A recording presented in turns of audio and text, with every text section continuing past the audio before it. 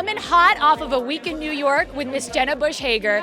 You were so great opposite Jenna, and I think a lot of people would love to see you in that chair full time. Is that something that you would consider at this point in your life? It wouldn't make sense for me in my life right now because my husband travels so much for his work and we just can't be in New York City 24/7.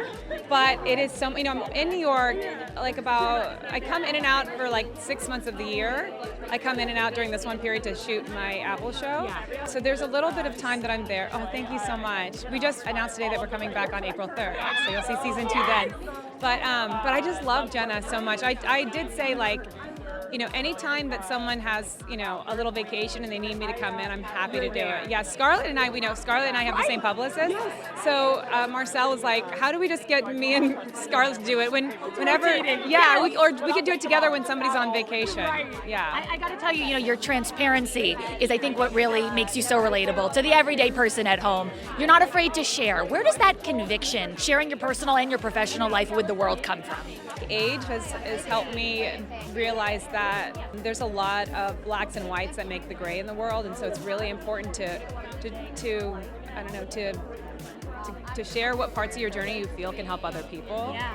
And especially with going through breast cancer, it wasn't something I immediately thought I was going to talk about. At first, I wanted to not say anything. I wanted to just lock it down, just get through my surgeries and come out the other side saying nothing. But once I realized that my story could help other women with something that was a free tool that was online, I knew that I had to say something, and so that's been a really easy step for me to take. And I've never really felt like in my life I needed a mission. I've never had that mission where I'm like, I need to be an artist or I need to. But now having breast cancer, I feel like, oh, this is it. This is my mission. You look so beautiful today from the inside out. How is your health?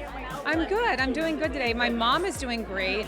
My mom just had to finish 3 months of weekly chemo and a year of immunotherapy.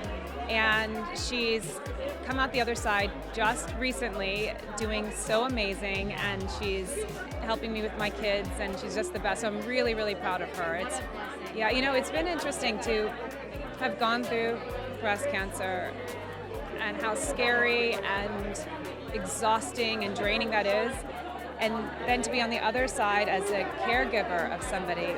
I knew how hard it was because I watched John do it for me, and it takes a lot out of caregivers, but I have this newfound understanding of what it's like, because it's so hard especially when you want to do it for them. You're like for me, I just felt like, gosh, when my mom was diagnosed, my first thought was just, can you put it on my cancer tab? I know. I'm already doing exactly. Yeah, I'm already doing it. But then you realize you can't. Michael Strahan's a close friend. Yeah.